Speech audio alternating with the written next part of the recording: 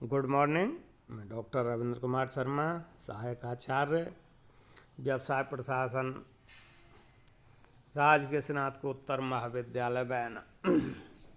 BCom third year के समस्त छात्र एवं छात्राओं, आज मैं आपको थर्ड ईयर का व्यवसाय प्रशासन विषय का पेपर फर्स्ट क्रियात्मक प्रबंध का टॉपिक वित्तीय नियोजन का भाग सेकंड जो कंटिन्यूस में है का अध्ययन ई कंटेंट के माध्यम से कराएंगे। इससे पहले हमने भाग प्रथम में वित्तीय नियोजन का अर्थ एवं परिभाषा, वित्तीय नियोजन के तत्व और वित्तीय नियोजन की आवश्यकता एवं महत्व को समझाया था। अब इस भाग सेकंड में वित्तीय नियोजन को प्रभावित करने वाले तत्व या वित्तीय योजना बनाते समय ध्यान देने योग्य बातों का अध्ययन तथा वित्तीय नियोजन के प्रकार का अध्ययन करेंगे।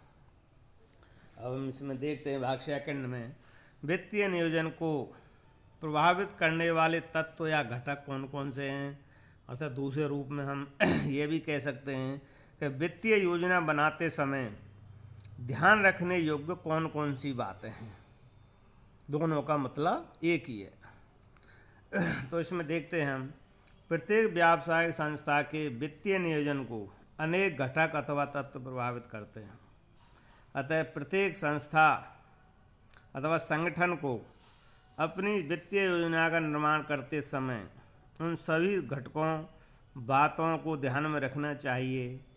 वित्तीय नियोजन को सामान्यतः हमने निम्नलिखित 11 बिंदुओं के माध्यम से प्रभावित करने वाले घटकों का अध्ययन किया है, जिनमें पहला है व्यवसाय की प्रकृति, नेचर ऑफ बिजनेस। व्यवसाय की प्रकृति का वित्तीय नियोजन पर सर्वाधिक प्रभाव पड़ता है। कुछ व्यवसाय पूंजी प्रधान होते हैं जबकि कुछ श्रम प्रधान। पूंजी प्रधान व्यवसायों में पूंजी की अधिक आवश्यकता होती है जबकि श्रम प्रधान उद्योगों में कम। इसके अतिरिक्त निर्माणी संस्थाओं पूंजी की अधिक आवश्यकता पड़ती है जबकि व्यापारिक संस्थाओं में कम। इतना ही नहीं, माल की प्रकृति, मांग, उत्पादन प्रक्रिया की प्रकृति, मूल्यों में उच्चावचन आदि से भी पूंजी की आवश्यकता प्रभावित होती है। अतः वित्तीय नियोजन करते समय व्यवसाय की प्रकृति को हमेशा ध्यान में रखना चाहिए। दूसरा बिंदु है इसका आय का प्रभाव, फ्लो ऑफ इनकम। व्यवसाय की आय का प्रभाव पूंजी नियोजन को प्रभावित करता है।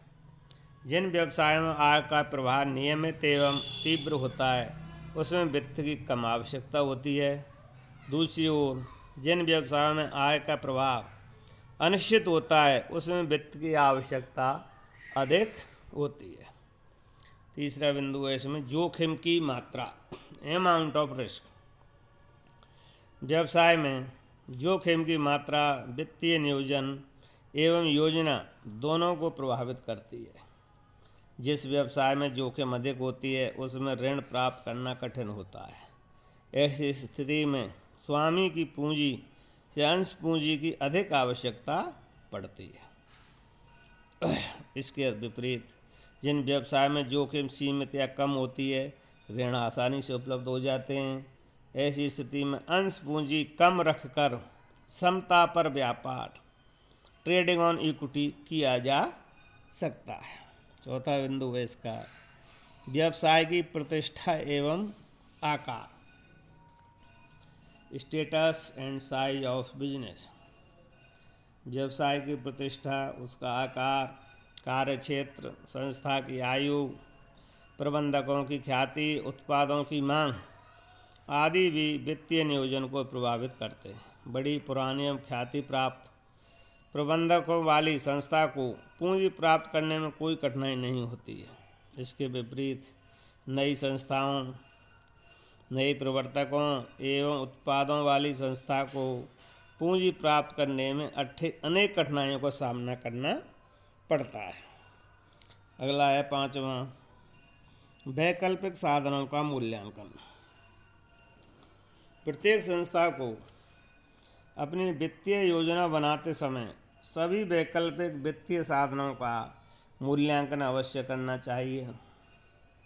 मूल्यांकन करते समय साधनों का प्रचलित मूल्य, अंकित मूल्य, निर्गम लागत आदि का विश्लेषण एवं अध्ययन करना चाहिए।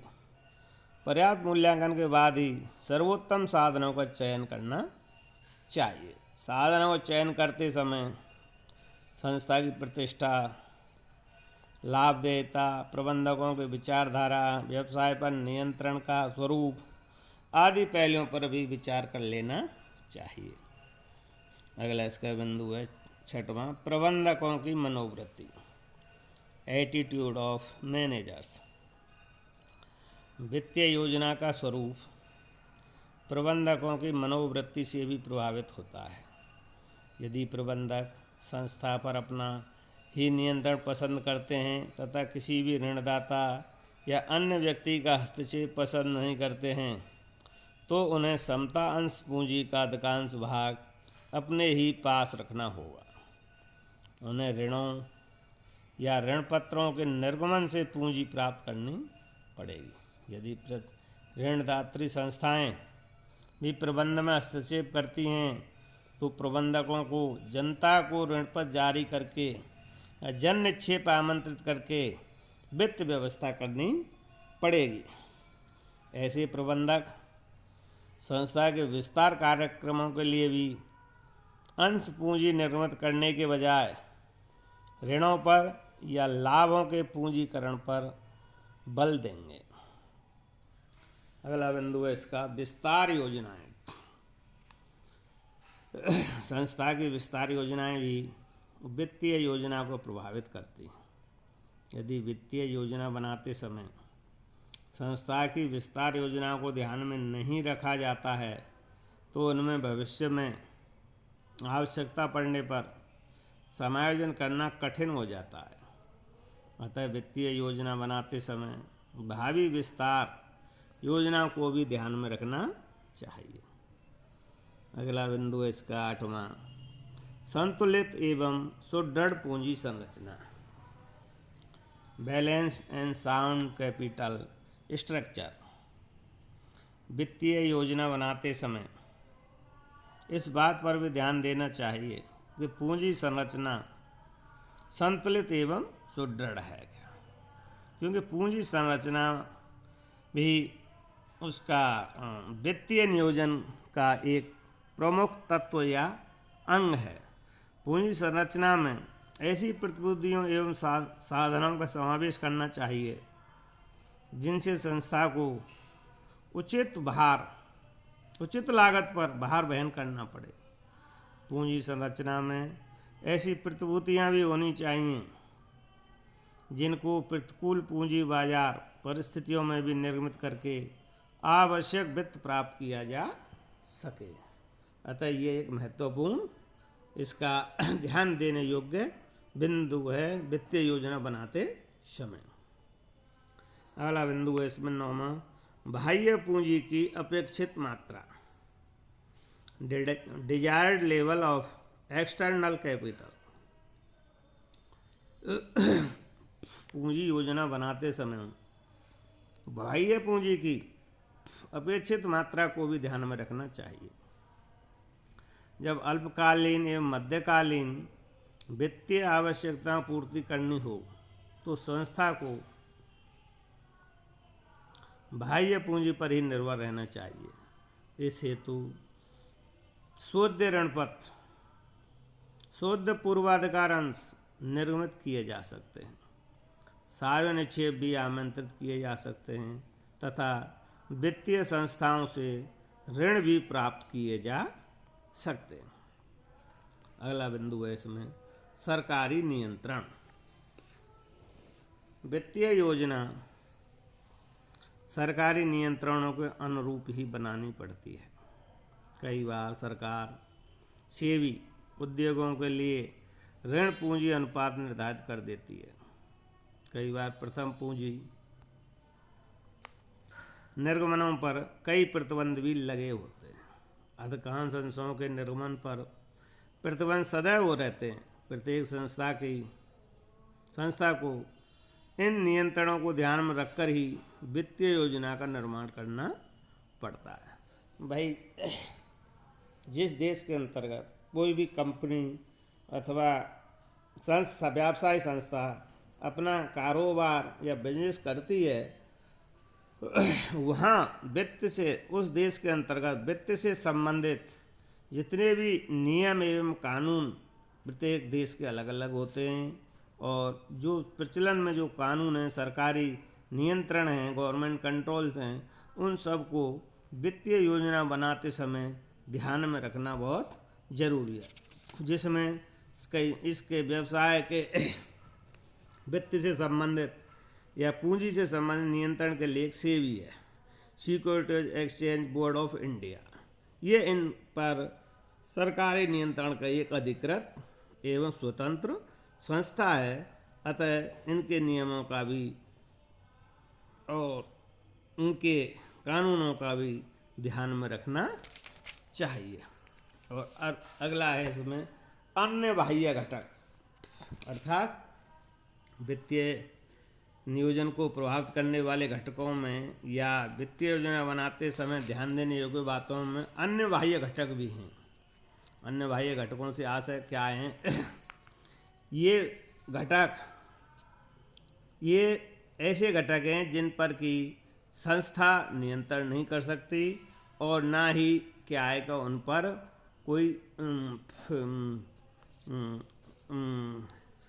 पर कोई नियंत्रण कर सकती है, बल्कि उन बाह्य घटकों को एडजस्ट करते हुए, समायोजित करते हुए संस्था को खुद अपने वित्तीय योजना में संशोधन करना पड़ेगा और उसी के अनुसार अपनी वित्तीय योजना का मूर्त रूप देना पड़ेगा। जिनमें बाह्य घटकों में हैं, पहला है पूंजी बाजार की दशा। इसमें हमने 4 बिंदु हैं अन्य बाह्य घटकों में, जिसमें पहला है पूंजी बाजार की दशा। पूंजी बाजार की दशा पर भी किसी भी संस्था अथवा कंपनी का कोई नियंत्रण नहीं होता है। इसके अंतर्गत पूंजी बाजार की दशा को ध्यान में रखकर ही वित्तीय स्रोत एवं साधन को निर्धारित किया जाता है तथा पूंजी निर्गमन का समय तय किया जाता है। दूसरा बिंदु है इसमें विनियोजकों की मनोवृत्ति। विनियोजक सदैव समान प्रकार की प्रतिभूतियों में निवेश करना पसंद नहीं करते हैं। कभी वे अंशों में तो कभी ऋण पत्रों में पूंजी विनियोग करना पसंद करते हैं। कभी कभी तो कंपनी में जमाएं देने को भी वरीयता देते हैं। अतः वित्तीय योजना में विनियोजकों की मनोवृत्ति को ध्यान में रखना चाहिए। अगला इसी में बाह्य घटकों में बिंदु है ब्याज दरें। बैंक या बाजार में प्रचलित ब्याज दरें भी वित्तीय योजना को प्रभावित करती हैं। अधिक ऊंची ब्याज दर होने पर कई संस्थाएं समतांश पूंजी का निर्गमन करना पसंद करती हैं। अर्थात ब्याज दरें अगर अधिक होती हैं तो वित्तीय योजना बनाते समय वित्तीय प्रबंधकों को अपने पूंजी प्राप्त करने के लिए अपने नीति में परिवर्तन करना पड़ेगा। अगला बिंदु कर नीति। अन्य बाह्य घटकों में है बिंदु है कर नीति। सरकार की कर नीति भी संस्था की वित्तीय योजना को प्रभावित करती है। टैक्सेशन पॉलिसी कहते हैं इसको। व्यक्तिगत तथा निगम कर की दरें दोनों ही वित्तीय योजना बनाते समय ध्यान में रखनी चाहिए। ये एक्सटर्नल घटक कहलाते हैं जिन पर किसी भी कंपनी अथवा प्रबंधकों अथवा संस्था का कोई नियंत्रण नहीं होता, बल्कि इन्हीं के अनुसार अपने को वित्तीय नियोजन को ये प्रत्यक्ष रूप से प्रभावित करते हैं और इन्हीं को ध्यान में रखकर वित्तीय नियोजन करना चाहिए। अब इसी में अगला बिंदु है वित्तीय नियोजन के प्रकार। वित्तीय नियोजन कितने प्रकार के होते हैं। सामान्यतः वित्तीय नियोजन 3 प्रकार के होते हैं। पहला है दीर्घकालीन वित्तीय नियोजन, दूसरा है मध्यमकालीन वित्तीय नियोजन और तीसरा है अल्पकालीन वित्तीय नियोजन। समय अवधि के आधार पर ये हैं वित्तीय नियोजन। तो पहला है दीर्घकालीन वित्तीय नियोजन क्या है। लॉन्ग टर्म फाइनेंशियल प्लानिंग सामान्यतः 5 वर्षों से अधिक अवधि के लिए बनाए गए वित्तीय नियोजन को दीर्घकालीन वित्तीय नियोजन कहते हैं। ऐसा नियोजन प्राय दीर्घकालीन वित्तीय समस्याओं के निराकरण के लिए किया जाता है। यह उन नए संयंत्रों या परियोजनाओं की स्थापना के लिए किया जाता है जिनका गर्भकाल ही 4-5 वर्षों या अधिक अवधि का होता है। ऐसे संयंत्रों एवं परियोजनाओं का उत्पाद बाजार में आने में बहुत वर्ष लग जाते हैं। अतः ऐसा नियोजन विस्तृत सोच विचार के बाद ही किया जाता है। दीर्घकालीन वित्तीय नियोजन करते समय संस्था के दीर्घकालीन वित्तीय उद्देश्यों, पूंजीकरण की मात्रा, पूंजी संरचना, भावी विस्तार कार्यक्रम के लिए अतिरिक्त पूंजी की आवश्यकता एवं उसकी व्यवस्था, संपत्तियों की प्रतिस्थापना के समय वित्तीय व्यवस्था आदि से संबंधित पहलुओं पर विचार कर उनका नियोजन किया जाता है। अतः दीर्घकालीन वित्तीय नियोजन 5 वर्ष की अवधि से अधिक के बनाए जाते हैं और ये उन बड़ी बड़ी कंपनियों अथवा प्रोजेक्ट्स को या परियोजनाओं या संयंत्रों के लिए बनाए जाते हैं जिनका प्रोडक्ट आने में ही 4-5 वर्ष लग जाते हैं या और उनका वित्तीय नियोजन करना एक दीर्घकालीन वित्तीय नियोजन में आता है। दूसरा है इसमें मध्यमकालीन वित्तीय नियोजन। 1 वर्ष से अधिक किंतु 5 वर्ष तक की अवधि के लिए बनाई जाने वाली वित्तीय योजनाओं को मध्यमकालीन वित्तीय नियोजन कहते हैं। ऐसे नियोजन में संपत्तियों की प्रतिस्थापना, रखरखाव, शोध एवं विकास कार्यों, अस्थायी उत्पाद कार्यों एवं निर्यात क्रियाओं के संचालन आदि के लिए वित्तीय आवश्यकताओं का नियोजन किया जाता है। इन नियोजनों में मध्यमकालीन नियोजन में क्या है कि संपत्तियों की प्रतिस्थापना, रखरखाव, शोध एवं विकास कार्यों, अस्थायी उत्पाद कार्यों एवं निर्यात क्रियाओं के संचालन आदि के लिए वित्तीय आवश्यकताओं का पहले से ही योजना बनानी पड़ती है। और तीसरा है अल्पकालीन वित्तीय नियोजन। शॉर्ट टर्म फाइनेंशियल प्लानिंग, जो नियोजन बहुत ही कम अवधि की वित्तीय आवश्यकताओं के लिए किए जाते हैं उन्हें अल्पकालीन वित्तीय नियोजन कहते हैं। सामान्यतः अल्पकालीन वित्तीय नियोजन 1 वर्ष तक की अवधि का हो सकता है। ऐसे नियोजन दैनिक, साप्ताहिक, पाक्षिक, मासिक, तिमाही या छमाही भी हो सकते हैं। अल्पकालीन वित्तीय नियोजन मध्यमकालीन एवं दीर्घकालीन वित्तीय नियोजनों की आवश्यकताओं की पूर्ति के लिए ही किया जाता है। अतः अल्पकालीन नियोजन अधिक व्यापक होता है। ऐसे नियोजन में संस्था की अल्पकालीन वित्तीय आवश्यकताओं का नियोजन किया जाता है। दूसरे शब्दों में कहें तो इस ऐसे नियोजन में मूलतः कार्यशील पूंजी का ही नियोजन होता है, अर्थात वर्किंग कैपिटल का प्लानिंग किया जाता है, जिसमें अल्पकाल में पूंजी के विभिन्न स्रोतों का निर्धारण किया जाता है। इस हेतु विभिन्न प्रकार के बजट, नकद प्रवाह विवरण, कैश फ्लो स्टेटमेंट, अनुमानित एस्टिमेटेड लाभ हानि खाता, estimated profit and loss account आदि तैयार किए जाते हैं तथा उनकी सहायता से अल्पकालीन वित्तीय नियोजन किया जाता है। अर्थात ये दूसरे शब्दों में कहें तो अल्पकालीन वित्तीय नियोजन, दीर्घकालीन वित्तीय नियोजन एवं मध्यकालीन वित्तीय नियोजन की आवश्यकता की पूर्ति करने के लिए ही अल्पकालीन वित्तीय नियोजन किया जाता है। इस तरह से आज हमने आपको इस वित्तीय भाग सेकंड में वित्तीय नियोजन प्रभावित करने वाले तत्व और वित्तीय नियोजन के प्रकार कौन कौन से हैं का अध्ययन किया है। आज के लिए इतना ही, धन्यवाद।